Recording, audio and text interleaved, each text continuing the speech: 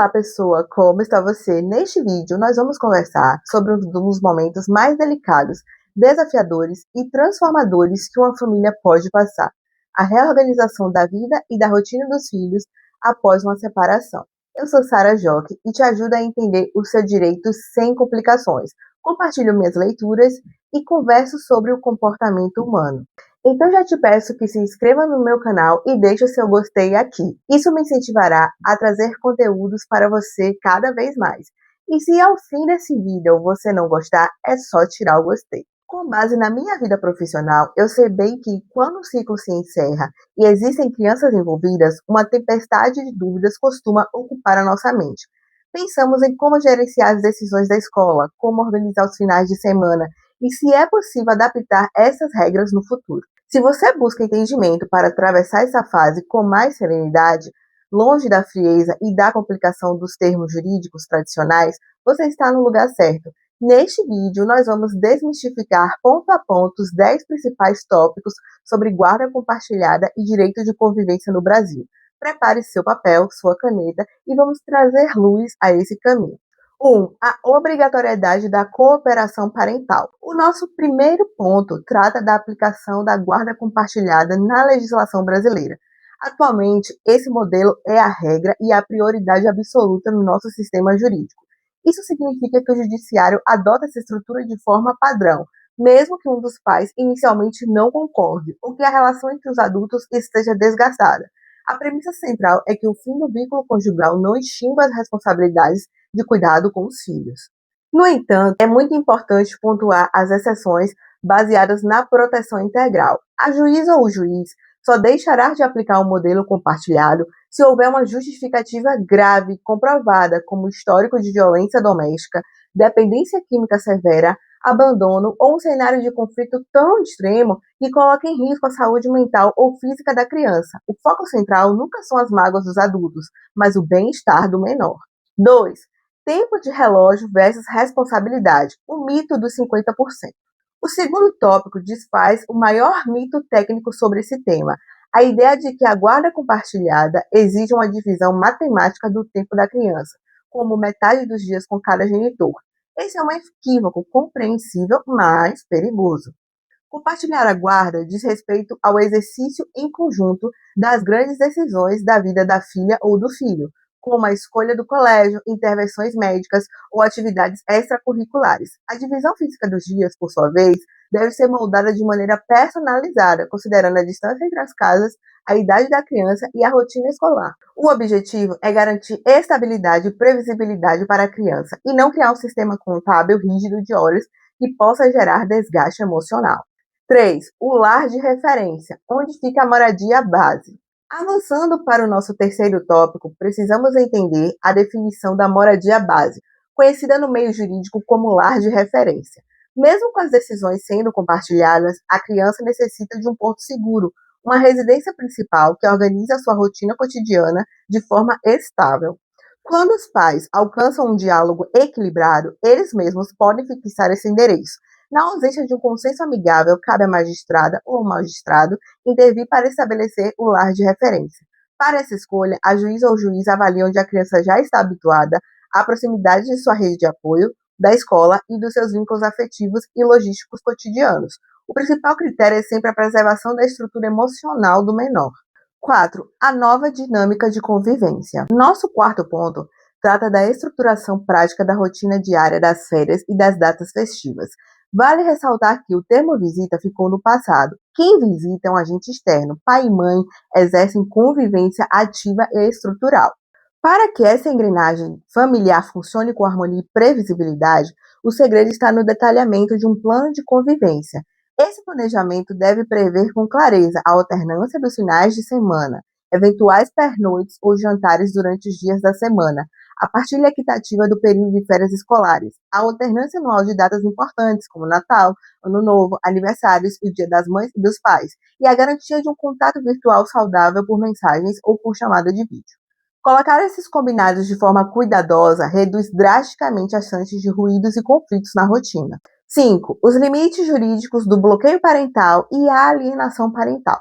O quinto tópico é de extrema seriedade: a proibição absoluta de impedir o convívio do filho com o outro genitor sem um motivo legal urgente e comprovado.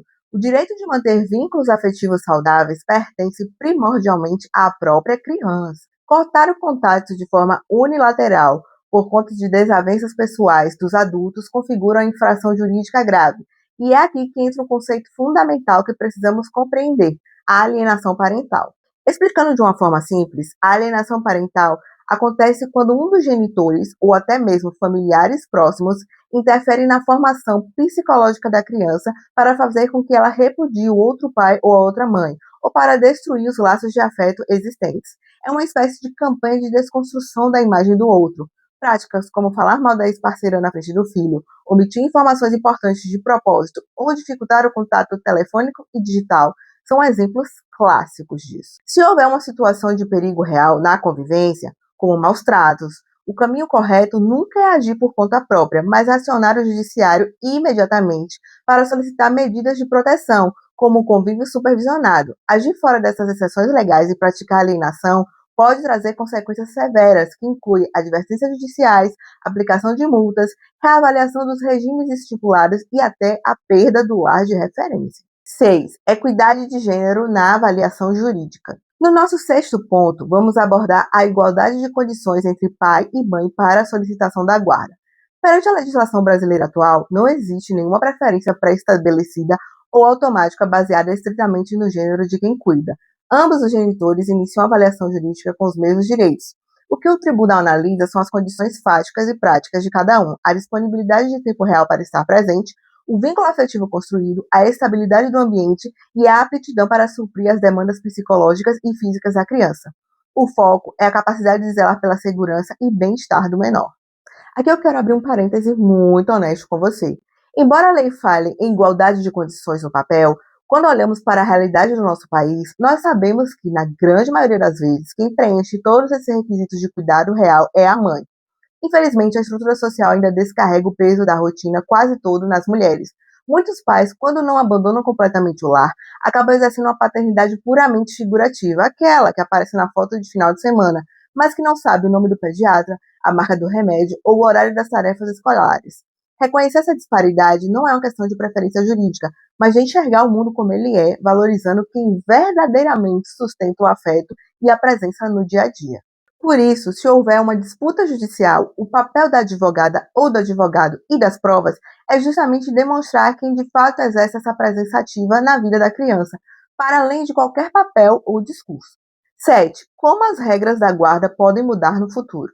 O sétimo tópico nos lembra que, no direito de família, as decisões nunca são definitivas ou gravadas em pedra. Os arranjos da guarda e convivência são mutáveis, pois acompanham o fluxo e as transformações da vida. Sempre que houver uma alteração relevante na dinâmica familiar, as regras estabelecidas podem e devem ser revistas. Isso se aplica a cenários como mudanças profissionais de cidade, novas demandas ligadas ao crescimento da filha ou do filho, descumprimentos recorrentes do plano original ou fatores que afetem a estabilidade da rotina. O ponto central de qualquer pedido de revisão será demonstrar com clareza que a nova proposta trará um ganho real para o desenvolvimento do menor. 8. A separação entre guarda e pensão alimentícia. O oitavo ponto desfaz uma confusão clássica que costumava travar os diálogos familiares: a relação entre a guarda compartilhada e o dever de pensão alimentícia. É fundamental entender que esses dois institutos correm em trilhas completamente independentes. A guarda diz respeito às decisões morais e de rotina da criança. A pensão trata do equilíbrio econômico e do sustento material. Portanto, a fixação do modelo compartilhado não anula a obrigação financeira de repassar alimentos. O cálculo da pensão continuará cruzando as necessidades básicas do filho com a capacidade financeira de cada genitor, balanceando os custos, caso haja desigualdade de renda entre os adultos, garantindo que o padrão de vida do menor seja preservado. 9. Limites geográficos e mudanças unilaterais. Nosso nono tópico trata dos limites espaciais e geográficos da rotina familiar. Mudar-se com o filho para outra cidade ou estado de forma unilateral, afetando drasticamente o plano de convivência acordado com o outro genitor, não é permitido por lei. Para que ocorra uma alteração de endereço desse porte, é indispensável existir a concordância mútua expressa dos pais. Na falta desse consenso, a decisão precisa ser submetida à justiça. A magistrada ou magistrado irá ponderar as motivações da mudança, o impacto na adaptação da criança e as alternativas apresentadas para manter os laços afetivos com o genitor que ficou distante. Ignorar essa regra pode configurar um ato gravíssimo de quebra de deveres parentais. 10. Ferramentas práticas diante do descumprimento do acordo. Por fim, o 10º tópico aponta o caminho a ser seguido quando as regras estipuladas em juízo ou em acordo formal são sistematicamente desrespeitadas por uma das partes. Em uma postura consciente, o primeiro passo é afastar as reações emocionais impulsivas e focar na objetividade. É essencial documentar as ocorrências de forma clara e por escrito, organizando mensagens, e-mails e registros. Diante de descumprimentos persistentes, a legislação oferece ferramentas, como o pedido judicial de cumprimento de obrigação. O judiciário pode aplicar advertências, estipular multas diárias para forçar o cumprimento das datas, adequar os dias de convivência ou rever a estrutura da guarda para garantir que a rotina da criança volte a ter paz e estabilidade. Se você acompanhou este guia completo pelos nossos 10 tópicos essenciais até aqui, percebeu que as regras do direito de família existem para dar contorno, segurança e limites, mas a verdadeira engrenagem que faz a vida de uma filha ou filho funcionar após a separação não se resume a artigos de leis. Ela nasce da nossa maturidade emocional, de separar os nossos ressentimentos como ex-parceiros do nosso papel eterno como pais. Proteger a infância dos nossos filhos é o maior ato de amor e consciência que podemos praticar. Se este conteúdo trouxe aquela luz que você tanto buscava para o seu coração e para a sua mente, não guarde ele só para você. Compartilhe este vídeo com outras mães, outros pais ou com aquela pessoa querida que precisa dessa informação. Mais uma vez te peço que, se você gostou do vídeo, deixe o gostei e se inscreva no meu canal. Isso me incentivará a cada vez mais trazer conteúdos de valor para você. Me segue também nas outras redes. Lá faço conteúdos exclusivos e posso interagir com você todos os dias. Todas são @sara.joc.